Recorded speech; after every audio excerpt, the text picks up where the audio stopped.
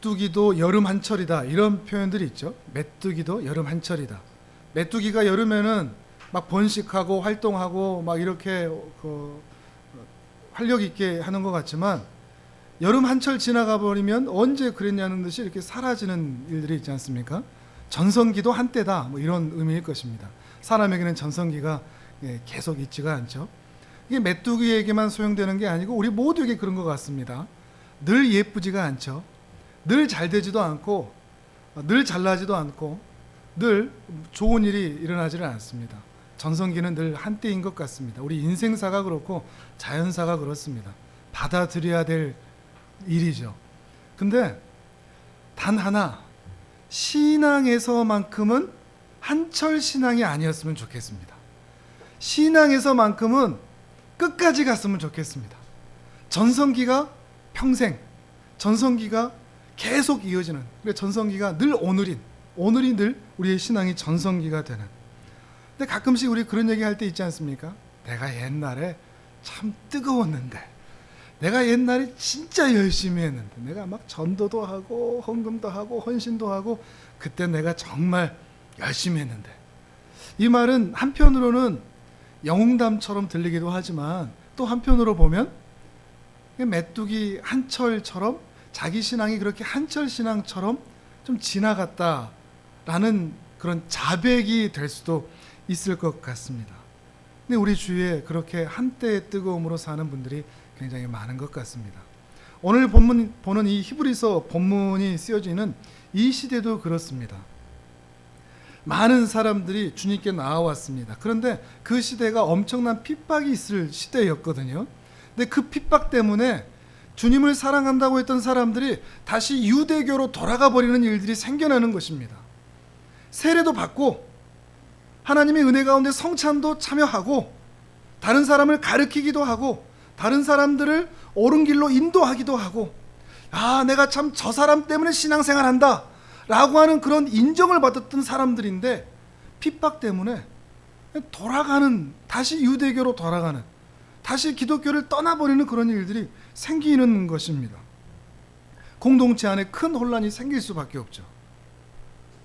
그렇게 하나님 사랑한다고 얘기했던, 예수님을 사랑한다고 했던 그 고백들은 대체 뭐였을까?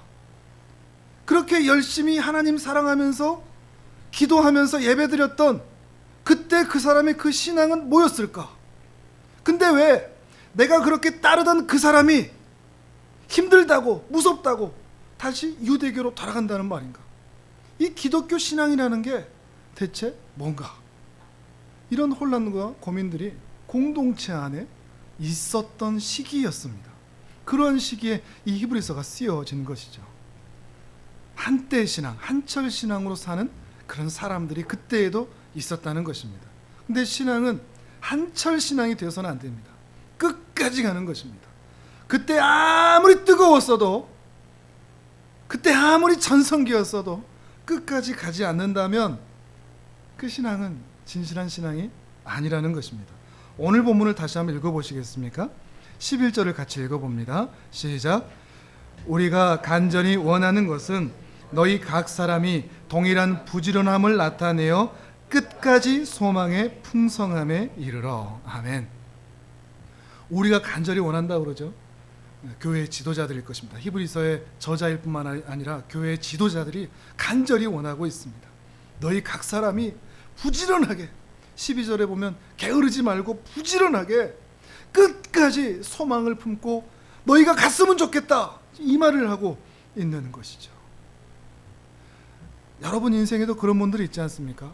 같이 뜨겁게 신앙생활 했던 사람들인데 어느 순간 보이지 않는 사람들이 있죠. 단순히 교회를 옮겼다는 것을 얘기하는 게 아닙니다. 교회 옮길 수도 있죠. 그 얘기를 하는 게 아니라 아예 신앙의 자리를 떠나버린 사람들이 있다는 겁니다. 분명히 그 사람들 그때 진짜인 것처럼 신앙생활 했는데, 진짜인 것처럼 눈물 흘리면서 헌신하면서 예배 드렸는데 그들이 어디에 가버렸는가? 지금 어디에 있는가? 우리 옆에 있던 사람들뿐만 아니라 수많은 교회 지도자들, 목회자들마저도 그런 모습을 볼 때가 있습니다. 정말 설교 잘하고 교회를 부흥하고 능력이 나타나고 사역이 멋있는 그런 사람들이 있었는데, 그런 사람들이 혹 교회는 떠나지 않았을지라도 변질돼 버린, 누가 봐도 신앙인 아닌 것 같은 그 교회 지도자들이 그때는 정말로 겸손하게 하나님 사랑하면서 성도들을 사랑하면서 섬겼는데, 어느 순간 그 모습이 변질돼 버리는 모습이 우리 주위에 있는 성도들뿐만 아니라 목회자들에게도 나타나는 것을 보면 우리도 혼란스러운 거죠. 이 시대도 그런 혼란스러움이 있지 않습니까? 대체 저런 사람들의 저런 타락은 무엇이라는 말인가? 이렇게 신앙이 끝까지 가는 게 어렵습니다. 어렵습니다. 그 신앙을 관에 들어갈 때까지 그 신앙을 지킨다는 것이 쉬운 일이 아닙니다. 다만 우리는 바랄 뿐이죠. 여러분에게도 그 은혜가 있었으면 좋겠습니다. 끝까지 가는 신앙, 주님 앞에 이를 때까지 이 신앙으로 끝까지 사는 그 복된 은혜가 있기를 바랍니다. 신앙이 끝까지 가기 위해서 필요한 게 뭐냐? 인내입니다. 오래 참음이라고 오늘 본문은 표현하고 있습니다. 12절을 같이 한번 읽어볼까요? 12절 시작. 게으르지 아니하고 믿음과 오래 참음으로 말미암아 약속들을 기업으로 받는 자들을 본받는 자 되게 하려는 것이니라. 아멘. 이 교회 지도자들이 바라는 게 이겁니다. 부지런하게 게으르지 말고 끝까지 가는데 믿음 그리고 오래 참음, 믿음과 인내, 이 두 가지를 가지고 끝까지 믿음에 본받는 자의 길을 걸어가라 라고 부탁을 하고 있는 것이죠. 물론 이것도 우리가 이미 경험하여 알듯이 인내하면서 오늘을 견디면서 참으면서 끝까지 가는 것이 매우 어렵습니다. 우리 곁을 떠났던 그 사람들도 그럴 것입니다. 인내하지 못한 거죠. 오래 참지 못한 거죠. 견디지 못하는 거죠. 왜 그렇습니까? 유혹이 있으니까요. 시험이 있으니까요. 시련이 있으니까요. 그만하고 싶을 때가 생기니까요. 이제 멈추고 싶을 때가 반드시 우리에게는 닥치니까요. 그런 유혹들이 우리를 집어삼키니까요. 그러니까 우리는 우리의 신앙을 계속해서 가꾸어야 됩니다. 내 신앙이 어떠한지를 계속 살펴야 됩니다. 아무리 아름다운 정원이라도 며칠 가꾸지 않으면 금세 풀들이 삐져나오지 않습니까? 잡초가 생겨나지 않습니까? 우리의 신앙도 그렇습니다. 우리의 신앙을 가꾸지 않고 뭐 언젠가는 괜찮아지겠지, 아니 잘할 때가 있겠지, 그럴 때 안 옵니다. 절대 안 옵니다. 우리 신앙은 가만히 놔두면 타락하게 되어 있습니다. 우리 신앙이 가만히 두는데 좋은 길로 갈 일은 절대 생기지 않습니다. 하나님의 특별한 은혜와 개입이 아니라면 말이죠. 우리 신앙을 가꾸지 않으면 우리 신앙에, 우리 마음의 잡초는 일어날 수밖에 없는 것입니다. 근데 이렇게 가꾸는 것을 언제 해야 되죠? 나중에 하면 될까요? 오늘 하는 겁니다. 그래서 오늘이 중요합니다. 오늘 믿고 오늘 인내하는 것이 중요합니다. 세상에서 가장 힘든 때는 언제인 줄 아십니까? 오늘입니다. 오늘이 가장 힘듭니다. 오늘을 버티는 것이 늘 힘듭니다. 지난 날이야 지나갔으니까 끝났지만, 미래야 아직 안 왔으니까 걱정만 할 뿐이지만, 그래도 오늘은 힘듭니다. 사는 게 힘듭니다. 그래서 많은 사람들이 오늘 도망칩니다. 그 오늘이라는 시간에서 도망치는 것이죠. 오늘을 견디기가 너무 어렵기 때문에, 그래서 우리에게는 오늘의 인내가 필요한 겁니다. 오늘 참는 것이 필요한 것입니다. 오늘의 믿음을 위해서 오늘의 인내가 필요한데, 오늘 인내하지 못하면 오늘의 믿음도 보장받을 수가 없는 것이죠. 내일의 은혜도 받을 수가 없는 것입니다. 오늘 참지 못하여 떠났으니 내일 예비된 은혜를 우리는 경험하고 맛볼 수가 없었던 것이죠. 이렇게 믿음과 인내는 반드시 함께 갑니다. 믿음이 있으면 되겠지가 아닙니다. 믿음과 오래 참는 인내는 반드시 함께 가야 합니다. 히브리서에서 아까 말씀드렸던 그런 배경 가운데서 이 저자가 계속 같이 이야기를 합니다. 믿음을 이야기함과 동시에 인내, 오래 참음, 견딤, 이것을 계속해서 함께 이야기하고 있습니다. 오늘 히브리서 성경을 조금 찾아와 볼 텐데요. 앞으로 조금만 넘기셔서 3장 6절을 같이 한번 보실까요? 3장 6절 같이 읽습니다. 시작. 그리스도는 하나님의 집을 맡은 아들로서 그와 같이 하셨으니 우리가 소망의 확신과 자랑을 끝까지 굳게 잡고 있으면 우리는 그의 집이라. 아멘. 이 소망의 확신, 믿음이죠. 자랑을 끝까지 굳게 잡으라. 잡았다가 놔버리지 말고 끝까지 굳게 잡고 있으면 우리는 그의 집이다. 우리는 그의 아들이다. 우리는 그의 백성이다라는 의미입니다. 또 바꾸어서 얘기하면 우리가 그의 아들이라면, 우리가 그의 백성이라면 우리는 반드시 끝까지 붙잡고 있습니다. 힘들다고 놔버리지 않습니다. 끝까지 붙잡습니다. 그 이야기를 하고 있는 것이죠. 3장 14절도 같이 읽어볼까요? 14절 시작. 우리가 시작할 때 확신한 것을 끝까지 견고히 잡고 있으면 그리스도와 함께 참여한 자가 되리라. 아멘. 시작할 때 확신했던 것, 그게 뭐겠습니까?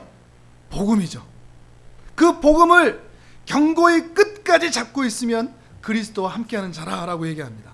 마찬가지로 또 바꿔 얘기하면 그리스도와 함께 있는 자라면 이 복음, 우리가 경험한 이 복음 끝까지 붙잡고 살아간다.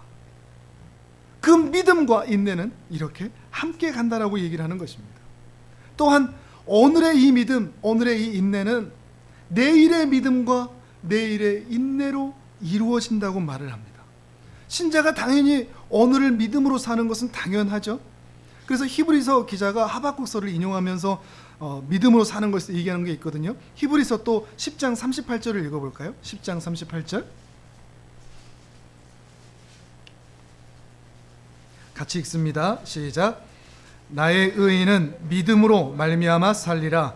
또한 뒤로 물러가면 내 마음이 그를 기뻐하지 아니하리라 하셨느니라. 아멘. 의인은, 하나님의 자녀는 오늘을 믿음으로 산다 얘기하는 것입니다. 오늘 믿음으로 사는 거죠. 오늘 인내하며 사는 것입니다. 뒤로 물러가지를 않습니다. 상황 때문에, 시련 때문에, 아픔 때문에 뒤로 돌아서지 않습니다. 오늘을 믿음으로 삽니다. 그리고 믿음으로 살다가 믿음으로 죽습니다. 11장 13절입니다. 11장 13절 시작. 이 사람들은 다 믿음을 따라 죽었으며 약속을 받지 못하였으되 그것들을 멀리서 보고 환영하며 또 땅에서는 외국인과 나그네임을 증언하였으니. 아멘.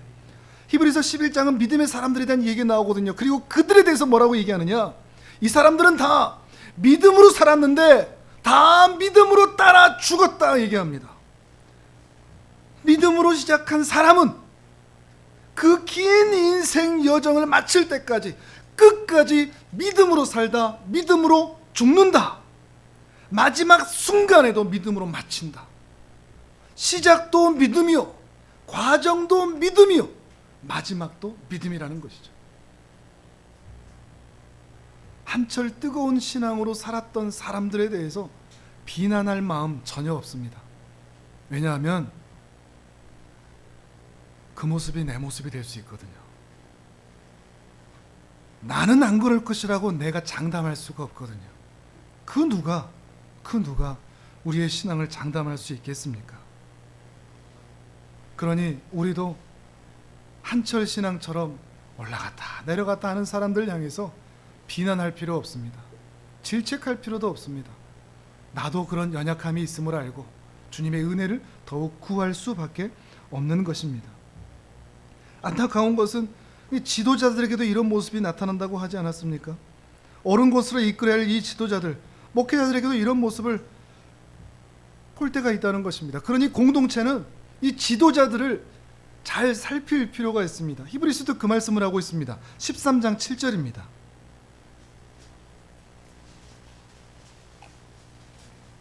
13장 7절 시작. 하나님의 말씀을 너희에게 일러주고 너희를 인도하던 자를 생각하며 그들의 행실의 결말을 주의하여 보고 그들의 믿음을 본받으라. 아멘. 너희를 인도하던 자들, 그들의 행실의 결말까지 주의해서 보라 얘기합니다. 일시적인 지금 한때 잘하는, 저 목사님 설교 잘해, 저 목사님 사역 잘해, 저 목사님 성품 좋아, 저 목사님 능력이 좋아, 능력이 나타나. 현실에 나타나는 그 한때 나타나는 그것을 보면서 그것이 만약 마치 그 사역자의 전부인 것처럼 확정하지 말고 추종하지 말라는 것입니다. 저를 포함해서 모든 목회자들을 여러분 잘 살피셔야 됩니다. 왜 그렇죠? 여러분 자신을 위해서요. 여러분이 살려면요. 잘못된 지도자들 만나서 잘못된 길로 간 사람들의 대표적인 사람들이 저 유대인들 아니겠습니까? 바리새인들 때문에, 서기관 때문에. 그래서 예수님께서 목자 없는 양처럼 유리하는, 방황하는 그 이스라엘 백성들을 너무나 불쌍히 여기셨지 않습니까? 우리 영혼을 위해서 여러분은 계속해서 목회자들을 살피셔야 됩니다. 쉽게 몇 가지 일을 보고 추종해서는 결코 안 된다는 것입니다. 자세히 현미경으로 들여다보듯 자세히 살피고 나서 그 행실의 결말까지도 확인하고 나서 긴 시간을 두고 나서 그때서야 그 사람이 진짜라면 그 자리에서야 믿음의 본을 따라가라고 얘기를 하고 있는 것입니다. 변질되는 일들이 얼마든지 나타날 수 있기 때문에 그렇습니다. 왜 이렇게 신앙의 변질이 나타날까요? 처음도 믿음이고 과정도 믿음이고 끝까지 믿음이면 좋겠는데 그게 우리의 소망이고 바람인데 왜 이게 변질이 나타나겠습니까? 우리 인생에서 만나는 수많은 시련들과 연단들, 그 유혹들 때문이겠죠. 우리 현실 때문입니다. 사는 게 쉽지 않죠. 어렵습니다. 건강이고 재정이고 사람이고 관계고 너무나 유혹거리도 많고 바쁘게 하고 정신 차리지 못하게 하고 하나님 생각나지 않게 하고 믿음으로 살지 못하게 하고 그 믿음의 진리를 지키지 못하게 하고 성경의 원리대로 살지 못하게 하는 그 유혹거리들이 너무나 많이 있습니다. 산다는 것 자체도 너무 힘든데 거기다가 신앙으로 산다? 더 힘든 거죠. 여러분은 참 대단하신 겁니다. 이미 대단한 겁니다. 산다는 것도 힘든데 그 상황에서도 그래도 믿음으로 살겠다고 예배의 자리를 지키시는 여러분은 참 대단한 것입니다. 그러함에도 하나님의 사람에게도 그렇게 예배의 자리를 지키는 하나님의 백성들에게도 그 시련과 인생의 역풍이 피해 가지를 않습니다. 우리는 돌아가 주지를 않습니다. 비행기에 보면 자동 항법 장치라는 게 있거든요. 그 항법 장치를 딱 맞춰 놓으면 그 비행기가 그 목적지로 데리고 갑니다. 그 예정지로 말이죠. 그럼 조종사는 뭘 하면 될까요? 이륙만 하고 착륙만 잘하면 될까요? 그 비행하는 중에는 그냥 자고 있거나 게임을 하거나 놀아도 되겠습니까? 안 됩니다. 비행사는 절대 운전대를 놓으면 안 됩니다. 왜냐하면 그 비행기를 향하여 부는 역풍이 비행기를 그 항로에서 계속 밀어내고 있기 때문에 그렇습니다. 가만히 있으면 비행기가 그 목적지로 가지 않습니다. 역풍은 계속해서 비행기를 밀어냅니다. 그래서 그 항로로 가지 못하도록. 그러니 조종사는 긴장하고 항로를 벗어날 때마다 긴장하면서 그 운전대를 붙잡고 있어야 되는 겁니다. 조금이라도 그 운전대에서 손을 떼지 않고 눈을 떼지 않고 그 항로를 맞추기 위해서 말이죠. 그 역풍과 싸워야 하는 것입니다. 마찬가지로 우리에게는 믿음이라고 하는 은혜로운 항법 장치가 있습니다. 그런데 그 믿음만 있으면 천국에 안전히 도착하느냐? 인생의 역풍이 우리를 계속해서 무너지게 만듭니다. 쓰러지게 만듭니다. 그래서 우리는 이 인생의 역풍과 싸우지 않으면 안 됩니다.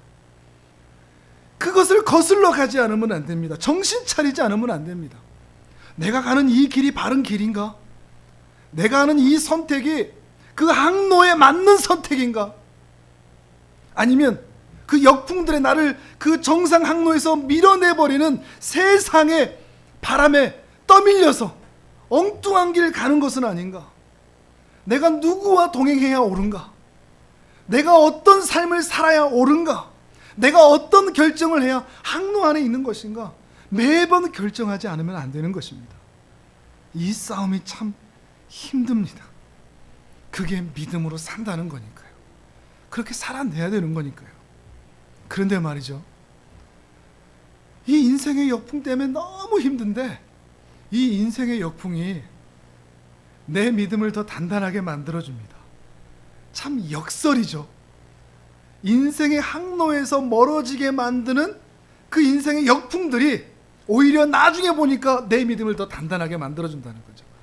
그리고 그 인생의 역풍에서 거슬러 올라가고자 했던 경험들, 싸워본 경험, 그리고 거기다가 이겨내본 경험, 그 경험은 내 믿음과 인내를 더 단단하게 만들어준다는 것을 우리가 확인하게 된다는 것입니다. 오늘 본문에서도 그런 얘기를 합니다. 10장 말씀을 또 찾아볼까요? 10장 32절에서 34절. 어떻게 시련과 인생의 역풍이 믿음을 단단하게 만들었는지 10장 32절에서 34절을 또 같이 읽어봅니다. 시작. 전날에 너희가 빛을 받은 후에 고난의 큰 싸움을 견디어낸 것을 생각하라. 혹은 비방과 환난으로서 사람에게 구경거리가 되고 혹은 이런 형편에 있는 자들과 사귀는 자가 되었으니 너희가 갇힌 자를 동정하고 너희 소유를 빼앗기는 것도 기쁘게 당한 것은 더 낫고 영구한 소유가 있는 줄 알미라. 아멘. 전날에 너희가 빛을 받았다 그러죠. 복음을 통해서 믿음이 시작되었다는 겁니다. 근데 믿음이 시작된 이후에 어떤 일이 생겨났다고요? 고난의 큰 싸움을 만나고 견디었다라고 얘기를 합니다. 인생의 엄청난 역풍을 만났는데 그것을 견뎌냈다는 거죠. 어떤 역풍이었냐? 33절에 그런 얘기하죠. 비방이 있고 환난을 당하고 어떨 땐 사람들에게 구경거리가 되고 또 어떨 때는 그렇게 힘든 자들과 함께 공동체를 이루기도 하는데, 근데 기가 막힌 건 34절입니다. 그렇게 환난 당했는데 갇힌 자를 동정한답니다. 그럴 수 있을까요? 모든 소유를 다 빼앗겼는데 오히려 그걸 기쁘게 당한답니다. 그들이 당한 환난이, 그 비방이, 그 괴로움이, 그 구경거리가 오히려 이들의 믿음을 단단하게 만들어준 것이죠. 어떻게 그걸 이길 수 있었다고 그러죠? 34절 후반부에 더 낫고 영구한 소유가 있는 줄을 알기 때문이다 라고 얘기합니다. 더 나은 소망, 영원한 소망이 있다는 것을 알고 그것을 바랐기 때문이라는 거죠. 여러분은 어떠신 것 같습니까? 여러분은 인생의 역풍을 만날 때 어떻게 하십니까? 거슬러 이겨내십니까? 아니면 인생의 역풍이 여러분을 하나님에게서 멀어지게 할 때 바람 부는 대로, 이끄는 대로, 세상에서 그렇게 사는 대로, 세상 사람들 그렇게 다 사는데 나도 뭐 그렇게 살지 하면서 그렇게 그냥 순풍처럼 그냥 살아가십니까? 아니면 신자로서 이렇게 살면 안 되는 거잖아, 신자가 이렇게 하면 안 되는 거잖아, 하나님 앞에서 이렇게 살면 안 되는 거잖아 라는 것을 분명히 깨달아 알고 역풍을 거슬러 올라가십니까? 그리고 그렇게 이겨내본 경험이 있으십니까? 있기를 바랍니다. 싸워보고자 하는 마음이 있기를 바랍니다. 그리고 싸워볼 뿐만 아니라 이 세상의 물결을 따라가는 게 아니라 인생의 역풍을 거슬러 주님의 길을 걸어갈 수 있는 복된 은혜가 있기를 바랍니다. 우리 찬양했던 것처럼 주님 내 길을 잘 아시고 내 걸음 아시네, 어떤 상황에서도 빛을 내시는 그분을 믿네, 그 길을 걸어갈 수 있는 우리의 삶이 되기를 바라는 것입니다. 좀 더 구체적으로 어떻게 하면 그 모든 역풍을 이겨내고 우리가 가야 할 길을 갈 수 있을까요? 오늘 본문 6장으로 다시 돌아와서 11절을 다시 한번 읽어볼까요? 6장 11절 같이 읽습니다. 시작. 우리가 간절히 원하는 것은 너희 각 사람이 동일한 부지런함을 나타내어 끝까지 소망의 풍성함에 이르러. 아멘. 뭘 원한다고 그러죠? 끝까지 소망으로 풍성하라라고 얘기를 하고 있습니다. 끝까지 소망의 풍성함으로 살아가라. 믿음도 필요하다. 인내도 필요하다. 그리고 거기다가 소망이 있다면 오늘 믿음과 인내로 살 수 있다라고 말을 하고 있는 겁니다. 이 교회를 향한 목자의 간절한 심정이죠. 소망이야말로, 미래에 대한 소망이야말로 오늘을 믿음으로 살게 하고 인내하게 하고 오래 참게 하고 견디게 만드는 연료가 됩니다. 소망은 우리의 연료입니다. 소망이 있으면 살 수 있습니다. 조금 더 있으면 괜찮아질 거야. 이 소망이 있으면 오늘을 견딜 수 있지 않습니까? 근데 오늘이나 내일이나 5년 뒤나 10년 뒤나 똑같을 것 같다 그러면 오늘을 견딜 수가 없습니다. 소망은 연료입니다. 오늘을 견뎌낼 수 있는, 인내할 수 있는 연료가 된다는 것입니다. 미래에 대한 그 소망이 반드시 나의 현실이 될 것이라는 것을 믿을 때 신자는 오래 참을 수 있다는 것입니다. 다시 한번 아까 읽었던 10장 34절, 오늘 여러 번 왔다 갔다 해서 죄송합니다. 10장 34절 또 같이 한번 읽어봅니다. 시작. 너희가 갇힌 자를 동정하고 너희 소유를 빼앗기는 것도 기쁘게 당한 것은 더 낫고 영구한 소유가 있는 줄 알미라. 아멘. 말씀드렸죠. 그렇게 환난과 비방과 구경거리가 된 상황에서도 갇힌 자를 동정하고 모든 소유를 빼앗겼음에도 기뻐할 수 있었던 것, 무엇이 있었기 때문이라고요? 더 낫고 영원한 소유, 그것에 대한 소망이 있었기 때문에 라고 말하고 있는 것입니다. 그 영원한 소망이 어떤 소망이죠? 37절을 읽어보실까요? 10장 37절 시작. 잠시 잠깐 후면 오실 이가 오시리니 지체하지 아니하시리라. 아멘. 신자에겐 이게 소망입니다. 잠시 잠깐 후면 오실 분이 반드시 오실 것이다. 이 주님에 대한 소망, 주님이 다시 오실 것이라는 신자의 소망, 그게 신자를 살게 하는 겁니다. 주님은 오신다. 언젠가 주님 다시 오실 건데, 분명히 오실 건데, 그때 어떤 사람들은 와 박수 치면서 주님 정말로 오셨다, 주님 여기 있어요, 저 여기 있어요, 할렐루야 아멘 이럴 것입니다. 근데 또 어떤 분은 가슴을 치면서 헐 대박 진짜 오셨네 이럴지도 모르는 거죠. 근데 그 모습이 우리 모습일 수도 있는 겁니다. 오늘 우리 신앙을 가꾸지 않으면 말이죠, 진짜였어. 그 성경의 말이 진짜였어. 박수는 못 치고 가슴만 치고 그제서는 늦을 수밖에 없는 그때를 맞을 수도 있다는 것입니다. 그러니 우리에겐 소망이 필요한 것입니다. 성경에서 소망에 대한 여러 가지 이야기들을 합니다. 바울 사도는 심지어 그 소망 때문에, 영원한 소망 때문에 죽는 것마저도 사모한다라고 표현할 때가 있습니다. 화면을 보면서 빌립보서 1장 23절을 읽어볼까요? 함께 읽습니다. 시작. 내가 그 둘 사이에 끼었으니 차라리 세상을 떠나서 그리스도와 함께 있는 것이 훨씬 더 좋은 일이라 그렇게 하고 싶으나. 아멘. 23절만 읽었는데요, 차라리 세상을 떠나서 그리스도와 함께 있는 것이 훨씬 더 좋겠다 그러죠. 이것을 어떤 사람들은 오해합니다. 바울이 정말 고난이 심했나 보다. 그래서 지금 우리들이 하는 말처럼 차라리 죽고 싶다, 이렇게 사느니 죽는 게 낫다 라고 하는 그 말을 사도 바울도 하나보다 이렇게 생각할지도 모르겠습니다. 아닙니다. 결단코 아닙니다. 사도 바울은 죽음 이후에야 사랑하는 주님을 실제로 뵐 수 있으니 그 주님을 빨리 만나고 싶어서 나 차라리 죽는 게 나한테는 더 좋다라고 말하고 있는 겁니다. 그리스도와 너무 함께 있고 싶어서 나 차라리 세상 떠나도 괜찮다라고 얘기하는 거죠. 힘들어서가 아닙니다. 고난 때문이 아닙니다. 주님 만나고 싶어서, 얼마나 주님과 함께 있고 싶으면 이렇게까지 말을 하겠습니까? 고린도후서에서도 이렇게 말합니다. 고린도후서 5장 2절입니다. 또 같이 읽습니다. 시작.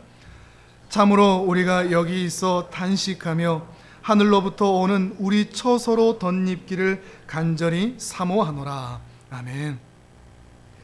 하늘로부터 오는 우리의 처소, 우리가 거할 집, 우리의 육신을 덧입기를 간절히 원한다 얘기합니다. 어떤 몸을 입을까요? 부활의 몸. 주님과 똑같아질 것이라는 그 소망. 더 이상은 죄를 지을래야 지을 수 없는 영광스러운 부활의 몸. 그것을 입는 것을 간절히 사모한다고 말하고 있는 것입니다. 이제 드디어 주님을 똑 닮을 수 있겠다. 이제 정말 주님을 닮아 그의 깨끗하심처럼 우리도 거룩할 수 있겠다. 간절히 사모하고 소망하는 것이 바로 이것인 것이죠. 신자가 죽음을 기다리는 것은 인생이 너무 힘들어서 이제 정말 사는 거 싫다. 세상 사람들처럼 우리는 그렇게 말하지 않습니다. 참된 신자는 죽음 이후에 우리의 육신은 땅에서 썩겠지만 우리의 영혼은 즉시 우리 주님의 품에 안길 것이라고 믿습니다.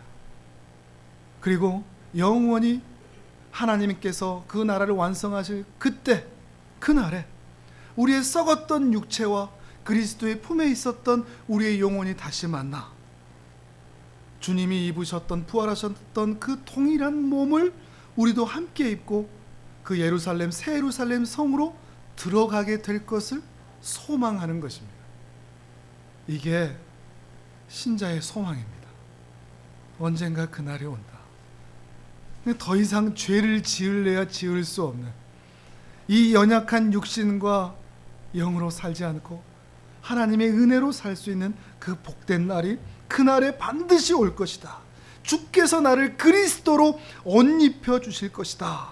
그날을 소망하며 산다는 것입니다. 말라기 선지자는 그 소망의 날을 또 이렇게 표현했습니다. 또 화면을 보면서 말라기 4장 2절과 3절을 또 읽어봅니다. 시작. 내 이름을 경외하는 너희에게는 공의로운 해가 떠올라서 치료하는 광선을 비추리니 너희가 나가서 외양간에서 나온 송아지같이 뛰리라. 또 너희가 악인을 밟을 것이니 그들이 내가 정한 날에 너희 발바닥 밑에 재와 같으리라. 만군의 여호와의 말이니라. 아멘. 그날에 얼마나 놀라운 표현입니까? 송아지가 막 뛴다. 송아지 뛰는 거 혹시 본 적 있습니까? 망아지 뛰는 거 말고 소가 뛰는 것은 더 투박하거든요. 두구덕 하면서 뛰는데, 기쁘게 뛰는데, 지금 우리는 마치 그 축축한 외양간에서 그냥 힘없이 누워있는 소와 같은데, 그날에는 그 외양간, 그 옛 몸을 벗고 그 부활의 몸을 입어 송아지처럼 마구마구 기뻐 뛰는 일이 우리에게 있을 것이라는 것이죠. 이것이 소망입니다. 모든 죄에서 해방되어 기쁨으로 사는 그 복된 날. 여러분은 어떤 소망이 있습니까? 그 소망으로 인해서 오늘을 어떻게 견뎌가고 있습니까? 혹 세상 사람들처럼 조금 더 있으면 상황이 형편이 풀려질 거야, 잘 될 거야 라고 하는 소망, 다른 종교 세상 사람들이라도 가질 수 있는 그 정도의 소망만을 갖고 있습니까? 아니면 조금 더 천국에 대한 소망, 그 은혜에 대한 소망, 이 죄의 육신을 완전히 벗어 하늘에 들어가는 소망을 갖고 계십니까? 아니면 그 이상 언젠가 그날에 하나님의 얼굴을, 우리 주님의 얼굴을 직접 얼굴과 얼굴을 대면하여 보리라.